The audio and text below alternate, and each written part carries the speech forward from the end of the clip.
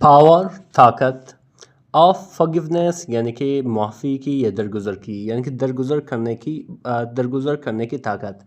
Difference जब आप किसी को माफ़ कर देते हो, उनकी गलतियों को उसकी गलतियों को दरगुज़र कर देते हो, तो किस तरह आप बहुत बड़ी फ़ायदा हासिल करते हो। इसके साथ साथ जब मैं उसको उर्दू में वर्ड बाय वर्ड ट्रांसलेट करूँगा तो आपको मिलेगा बहुत सारे इंग्लिश के वोकैबुलरी, बहुत सारे ग्रामर। अगर ये PDF बुक या हार्ड कापी आपको चाहिए, आप ज़रूर मुझे व्हाट्सएप कर सकते हैं। मेरा व्हाट्सएप नंबर स्क्रीन पर मौजूद है। इस बुक का फ़ायदा ही है डिफरेंस के यहाँ पे हर स्टोरी की उर्दू ट्रांसलेशन भी मौजूद है, जो लास्ट में मैं दिखाने वाला हूँ। और हर स्टोरी की vocabulary with two synonym with two Urdu meaning भी मौजूद है, जो लास्ट में इंशाल्लाह डिस्कस करने वाले भी हैं। चलिए स्टार्ट करते हैं। लिखा हुआ कि इन अ स्मॉल टाउन यानी कि एक छोटे से गाँव में, यहाँ पे स्मॉल क्या है, एक एडजेक्टिव है, टाउन क्या है, एक कॉमन नाउन है। एक छोटे से गांव में लिव्ड रहता था कौन, अ यंग बॉय, एक नौजवान लड़का, नेम्ड अमज़ा, जिसका नाम कौन था, अमज़ा था। ऊ कैरीड, जिसने उठाया हुआ था, कैरी मतलब उठाना, ठीक है, जिसने उठाया हुआ था। अ एवी बर्डन, एक भारी बोझ उठाया हुआ था। इन इज अर्थ यानी कि अपने दिल में, ठीक है। यहाँ पे क्या है, ऊ एक रिलेटिव प्रोनाउन है जो बेसिकली इंट्रोड्यूस करता है एक रिलेटिव क्लास को। अच्छा, जिसने उठाया होता है अपने दिल में एक बहुत भारी बोझ। समवन एड हर्ट हिम यानी कि किसी ने, समवन मतलब किसी ने, एड हर्ट हिम यानी कि उसे ठेस पहुंचा चुका था, उसे तकलीफ दे चुका था। डीपली यानी कि बहुत ज़्यादा, यानी कि कोई ऐसी बात की होगी जिससे उसे ठेस पहुंचाया था बहुत ज़्यादा। यहाँ पे एक चीज़ नोट कर, डिफरेंस एड अर्थ, जब सब्जेक्ट के बाद ऐड आ जाए एज ए हेल्पिंग वर्ब और वर्ब की थर्ड फॉर्म आ जाए, जैसे अर्थ की थर्ड फॉर्म भी अर्थ है, ठीक है। तो इस तरह से क्या बनेगा, ए पास्ट परफेक्ट का सेंटेंस बनेगा। जब पास्ट परफेक्ट को ट्रांसलेट करते हो तो अक्सर उर्दू ट्रांसलेशन के आखिर में क्या आना चाहिए, चुका था, चुके थे, चुकी थी। For example, I had watch television, मैं टेलीविज़न देख चुका था। आई एड यूज्ड मोबाइल, मैं मोबाइल इस्तेमाल कर चुका था। तो इस तरह से आप इसको ट्रांसलेट करते हो। तो किसी ने उसे तकलीफ दे चुका था, डीपली यानी कि बहुत ज़्यादा। एंड और ई कुड नॉट फॉरगेट, वो नहीं भूल सकता था। दैट पेनफुल मेमोरी यानी कि उस दर्दनाक, पेनफुल मतलब दर्दनाक या तकलीफदा मेमोरी को याद रखो।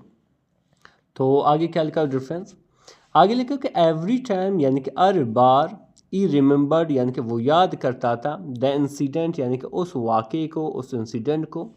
एंगर यानी कि जो गुस्सा था, फिल्ड यानी कि बढ़ जाता था, इज माइंड यानी कि उसकी जहन में, ठीक है। यानी कि जब कभी भी उसे याद आता था वो इंसिडेंट, वो वाक़या जिससे उसे तकलीफ़ हुई थी, तो क्या होता था, गुस्सा बढ़ जाता था उसके जहन में।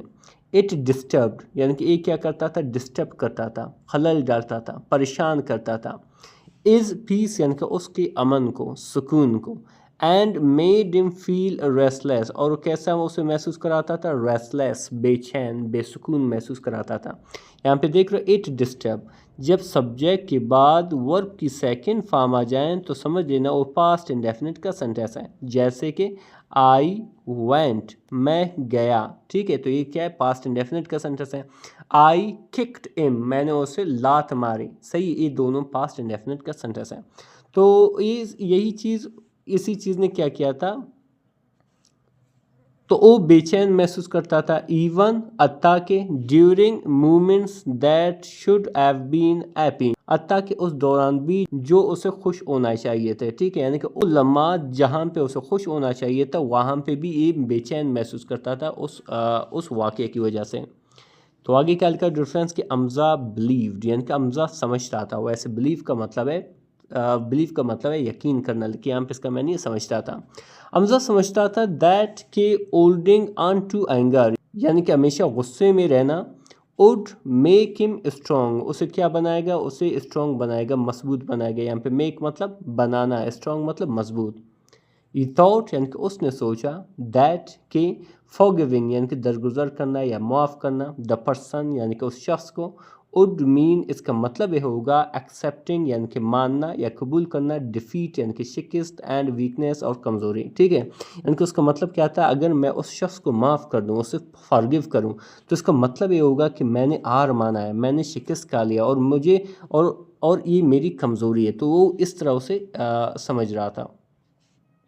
तो आगे क्या लिखा डिफरेंस के वन डे यानी कि एक दिन, इज ग्रैंड फादर यानी कि उसके दादाजी, नोटिस्ड यानी कि नोटिस किया, देखा, इज़ सैडनेस यानी कि उसकी गम को, उसकी सैडनेस को, उसकी उदासी को। एंड और आस्क्ड हिम और उससे पूछा अबाउट इट यानी कि इसके बारे में, यानी कि एक दिन उसके दादाजी ने उसे देखा इस हालत में, तो उसने क्या किया, इससे पूछा, उसकी वो रीज़न पूछा। अमज़ा शेयर्ड यानी कि अमज़ा ने बताई, वैसे शेयर का मतलब है बांटना, ठीक है, लेकिन यहाँ पे इसका मानी है बताना। अमज़ा ने बताया एवरीथिंग यानी कि हर एक चीज़ को। एक्सपेक्टिंग उम्मीद कर रहा था, तवक्को कर रहा था। सिंपैथी यानी कि हमदर्दी की, यानी कि वो इस कहानी को इस तरह से बता रहा था कि वो क्या है, उसके दादाजी उसे उसके लिए हमदर्दी महसूस करेगा। बट लेकिन इंस्टेड रिसीव्ड अ लेसन, बजाय इसके, बजाय सिंपैथी के उसने वसूल किया, हासिल किया। रिसीव मतलब हासिल करना, अ लेसन एक सबक। ई वुड नेवर फॉरगेट जो वो कभी भी नहीं भूलेगा, फॉरगेट मतलब भूल जाना। तो आगे क्या लिखा हुआ डिफरेंस, आगे लिखा हुआ कि द ओल्ड मैन यानी कि वो बूढ़ा शख्स, यानी कि उसका जो दादाजी था, सैड कहा, कैरिंग एंगर यानी कि गुस्से में रहना, यानी कि गुस्से को पकड़े रहना, is like holding a burning coal, वो इस तरह है जैसे कि एक जलता हुआ अंगार को उठाना, ठीक है, यानी कि गुस्से में रहना ऐसा है जैसे कि आप अपने हाथों में अंगार उठाई हुई हो। यू थिंक आप सोचते हो, इट विल अर्ट समवन एल्स, आप सोचते हो कि ये अर्ट करेगा यानी कि ठेस पहुंचाएगा, नुकसान पहुंचाएगा, समवन एल्स यानी कि किसी और को। बट लेकिन इन रियलिटी लेकिन हकीकत में, इट ओनली बर्न्स यू, ये क्या करता है, सिर्फ आपको जलाता है, सिर्फ आपको तकलीफ़ देता है। वैसे बर्न मतलब जलाना यानी कि तकलीफ़ देना। तो आगे क्या लिखा डिफरेंस कि अमज़ा वास कन्फ्यूज्ड, यानी कि जो अमज़ा था वो कन्फ्यूज्ड हो गया, वो परेशान हो गया, वो उलझन में पड़ गया। बाई दीज वर्ड्स यानी कि इन अल्फाजों से, इन बातों से। He'd never thought that is anger could be harming, ठीक है, यानी कि उसने कभी भी नहीं सोचा था, नेवर मतलब कभी भी नहीं, थॉट यानी कि सोचा था, दैट कि इज एंगर यानी कि उसका गुस्सा, कुड बी आर्मिंग यानी कि नुकसानदा होगा या नुकसान पहुंचाने वाला होगा, एम यानी कि उसे नुकसान पहुंचा रहा होगा, एम यानी कि उसे, मोर देन एनीवन एल्स यानी कि बाकियों के मुकाबले में, यानी कि बाकियों के मुकाबले में उसने कभी नहीं सोचा था उसका जो एंगर है सिर्फ उसको ही नुकसान पहुंचा रहा होगा। इज़ ग्रैंड फादर यानी कि उसका दादाजी, एडवाइस्ड हिम यानी कि उसे मशवरा दिया, उसे नसीहत की, टू ट्राई आजमाने का, कोशिश करने का, फॉरगिवनेस यानी कि दरगुजरी का, यानी कि माफ़ी का, यानी कि उसने क्या एडवाइस किया कि आप क्या करो, दरगुजर करो, माफ़ करो। It's not for the other person, ये दूसरों के लिए नहीं है। ई सैड उसने कहा, it is for your own peace, बल्कि ये आपके खुद के सुकून के लिए, ठीक है, अमन के लिए, एंड फ्रीडम और आज़ादी के लिए। तो आगे क्या लिखा हुआ डिफरेंस, आगे लिखा हुआ कि एट फर्स्ट यानी कि शुरू में, अमज़ा रेजिस्टेड यानी कि अमज़ा ने मुज़ाहमत की, रेजिस्टेड मतलब मुज़ाहमत की, लेटिंग गो जाने देना, ऑफ एंगर यानी कि एंगर को, गुस्से को, फाइल्ट डिफ़िकल्ट यानी कि मुश्किल लगी, एज इफ जैसे, ई वॉज लूजिंग समथिंग इम्पोर्टेंट जैसे कि वो खो रहा है, लूज मतलब खोना, समथिंग इम्पोर्टेंट यानी कि कोई अहम चीज़। बट लेकिन, स्लोली यानी कि लेकिन आहिस्ता आहिस्ता से, ई स्टार्टेड यानी कि उसने शुरू किया, थिंकिंग सोचना, डिफरेंटली यानी कि मुख्तलिफ तरीके से, यानी कि आहिस्ता आहिस्ता उसने सोचना शुरू कर दिया मुख्तलिफ तरीके से। ई रियलाइज यानी कि उसे एहसास हुआ या वो समझा, दैट कि इज़ एंगर यानी कि उसकी एंगर, उसका गुस्सा, वाज कंट्रोलिंग इज़ इमोशन, क्या कर रहा था, कंट्रोल कर रहा था, काबू कर रहा था, इज़ इमोशंस यानी कि उसकी जज्बात को, एंड स्टॉपिंग और रोक रहा था, इन यानी कि उसे, फ्राम लिविंग पीसफुली यानी कि पुरसुकून तरीके से ज़िंदगी गुजारना, यानी कि वो क्या कह रहा था कि असल में ये जो चीज़ें हैं ये उसे रोक रहा था पीसफुली यानी कि पुरअमन तरीके से ज़िंदगी गुजारने से। तो आगे क्या लिखा डिफरेंस के वन डे यानी कि एक दिन, ई मेड यानी कि उसने लिया, अ डिसीजन यानी कि फ़ैसला, वैसे मेड जो है इसका मानी बनाया, लेकिन यहाँ पे इसका मानी है लिया, उसने एक फ़ैसला लिया, वो क्या था, ई चोज़ यानी कि उसने चुना, इंतखाब किया या फ़ैसला लिया, टू फॉरगिव यानी कि दरगुजर करने का, माफ़ करने का, द पर्सन यानी कि उस शख्स को, ऊ एड अर्ट हिम जिसने उसे तकलीफ़ दे चुका था, यानी कि जिसने उसे तकलीफ़ दिया था, इवन दो हालांकि, अगरचे, it was not easy at all, हालांकि ये आसान नहीं था, ये ईजी नहीं था, एट ऑल यानी कि बिल्कुल भी नहीं, द मोमेंट ई फॉरगिव यानी कि जैसे ही उसने माफ़ कर दिया, दरगुजर कर दिया, समथिंग चेंज इनसाइड हिम, यानी कि कोई चीज़ उसके अंदर तब्दील हो गई, यानी कि बदल गई, यानी कि उसे ऐसा महसूस हुआ जैसे उसके अंदर कोई चीज़ जो है वो बदल गई। द एवी बर्डन यानी कि जो भारी बोझ था, ई एड बीन कैरिंग जो उठाया हुआ था, फॉर सो लॉन्ग इतनी मुद्दत से, काफ़ी देर से, सडनली अचानक, फेल्ट लाइटर यानी कि हल्का महसूस करने लगा। तो आगे क्या लिखा डिफरेंस कि इज माइंड यानी कि उसका जहन, उसकी सोच, बिकेम बनी, काम यानी कि पुरसुकून, एंड और इज अर्ट और उसका दिल, फेल्ट फ्री यानी कि खाली महसूस करने लगी, ठीक है, यानी कि फ्री होने लगी, आज़ाद होने लगी। It was as if a weight had been lifted, ये ऐसा था जैसे कि एक बोझ, एक वज़न, एड बीन लिफ्टेड यानी कि उठाया जा चुका था, एक बोझ था दिल पे, अब वो ऐसा है कि उस बोझ को उठाया गया था, ठीक है। Allowing him to breathe peacefully again यानी कि इजाज़त देती हुई या करने देते हुए, टू ब्रीद यानी कि सांस लेना, पीसफुली यानी कि पुरअमन तरीके से, अगेन यानी कि एक बार फिर। तो आगे क्या लिखा डिफरेंस, जैसे कि आप काफ़ी खुशहाल बैठा हुआ है। आगे लिखो कि अमज़ा अंडरस्टूड यानी कि अमज़ा समझ गया, दैट के फॉरगिवनेस यानी कि जो फॉरगिवनेस है, दरगुजरी है, माफ़ी है, does not erase the past वो ख़त्म नहीं करता है, इरेज मतलब ख़त्म करना, द पास्ट यानी कि माजी को। यहाँ पे आप देख रहे हो डज नॉट, ये बेसिकली क्या है, प्रेजेंट इंडेफिनिट का नेगेटिव सेंटेंस है। आपका सब्जेक्ट अगर इसी हिट हो तो आपको क्या करना है, डज नॉट लगाना है नेगेटिव सेंटेंस में, ठीक है। फिर आपको वर्ब की पहली फॉर्म लगाना है, फिर आपको जो है ऑब्जेक्ट। अगर आपका सब्जेक्ट आई वीडियो तो आपको डू नॉट लगाना है, सही है। जैसे कि she does not go to school, वो स्कूल नहीं जाता है, I do not go to school, मैं स्कूल नहीं जाता हूँ, तो इस तरह से। अच्छा, तो फॉरगिवनेस डज नॉट इरेज नहीं, ख़त्म नहीं करता है, द पास्ट यानी कि माजी को, बट लेकिन इट रिमूव्स ये क्या करता है, ख़त्म कर देता है, द पेन यानी कि तकलीफ़ को, दर्द को, कनेक्टेड टू जो इससे जुड़ा होता है। आगे लिखा हुआ डिफरेंस के ई आल्सो लर्न यानी कि उसने ए भी सीखा, दैट के फॉरगिविंग यानी कि माफ़ करना, समवन किसी को, does not mean trusting them again इसका मतलब ये नहीं होता है कि उनको दोबारा ट्रस्ट करना, उनको उनके ऊपर दोबारा यकीन करना, एतमाद करना। इट सिंपली मीन्स इसका सिर्फ मतलब ये होता है कि चूजिंग पीस ओवर एंगर, इसका मतलब ये होता है कि आप क्या करते हो, आप गुस्से के ऊपर क्या करते हो, अमन को चुनते हो। एज डेज पास्ट यानी कि जैसे ही दिन गुजरते गए, अमज़ा बिकेम एपियर, अमज़ा जो है बना, एपियर यानी कि ज़्यादा खुश होने लगा, एंड मोर पॉजिटिव और ज़्यादा मुस्बत बन गया। इज़ रिलेशनशिप यानी कि उनके ताल्लुकात, उनके जो टाइज थे, इम्प्रूव्ड यानी कि बेहतर हो गई, and E felt more connected और उसने महसूस किया, फेल्ट मतलब महसूस किया, मोर कनेक्टेड यानी कि ज़्यादा जुड़ा हुआ, विद पीपल यानी कि लोगों के साथ, अराउंड हिम जो उसके इर्द गिर्द थे।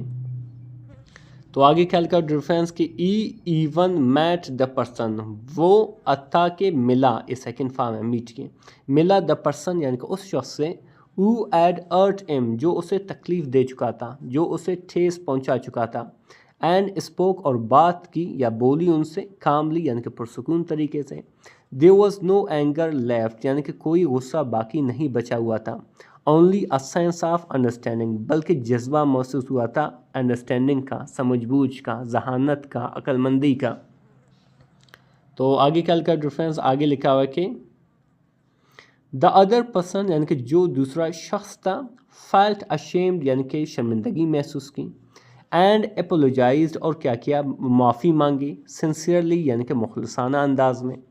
अमज़ा एक्सेप्टेड इट यानी कि अमज़ा ने कबूल किया, यानी माना, यानी कि उसकी जो माफ़ी था उसे क्या किया, कबूल किया। बट लेकिन इज़ पीस यानी कि उसकी जो अमन था, सुकून था, no longer depended on others मज़ीद इन्हिसार नहीं करता था, डिपेंड मतलब इन्हिसार करना, इन्हिसार नहीं करता था ऑन अदर्स यानी कि दूसरों पर। अमज़ा शेयर्ड यानी कि अमज़ा ने बताई, इज़ एक्सपीरियंस यानी कि अपने एक्सपीरियंस को, तजुर्बे को, विद फ्रेंड्स यानी कि दोस्तों के साथ। ई टोल्ड दैम यानी कि उसने उन्हें बताया, दैट कि फॉरगिवनेस यानी कि दरगुजर करना, माफ़ करना, is not a sign of weakness, sign नहीं है, अलामत नहीं है वीकनेस का, यानी कि कमज़ोरी का, बट बल्कि, अ साइन ऑफ स्ट्रेंथ बल्कि अलामत है, ऑफ स्ट्रेंथ यानी कि ताकत का, एंड मैच्योरिटी और पुख्तगी का, जहानत का। पीपल अराउंड हिम यानी कि वो लोग जो उसके इर्द गिर्द थे। स्टार्टेड यानी कि शुरू किया, लर्निंग यानी कि सीखना, फ्राम इस चेंज यानी कि उसकी इस तब्दीली से, दिशा यानी कि उन्होंने देखा, और letting go of anger could transform a person's life completely, कि कैसे, और मतलब कैसे, लेटिंग गो यानी कि जाने देना या छोड़ देना, एफ एंगर यानी कि गुस्से को, कुड ट्रांसफॉर्म यानी कि बदल सकता है, अ पर्सनस लाइफ एक शख्स की ज़िंदगी को कम्प्लीटली यानी कि मुकम्मल, यहाँ पे कम्प्लीटली क्या है, एक एडवर्ब है, ठीक है। दिस स्टोरी टीचेज अस यानी कि एक कहानी क्या करता है, हमें सिखा देता है, दैट कि फॉरगिवनेस इज़ पावरफुल यानी कि जो दरगुजर करना क्या होता है, पावरफुल होता है, ताकतवर होता है। इट फ्रीज एक क्या करता है, फ्री कर देता है, आज़ाद कर देता है। द हर्ट यानी कि दिल को, ईल्स यानी कि ज़ख़म भर देता है, सेहतमंद कर देता है। द माइंड यानी कि सोच को, जहन को। एंड अलाउज और इजाज़त देता है या करने देता है, टू लिव और गुजारना, अ पीसफुल एक पुरअमन एंड मीनिंगफुल और बामकसद बामानी लाइफ यानी कि ज़िंदगी।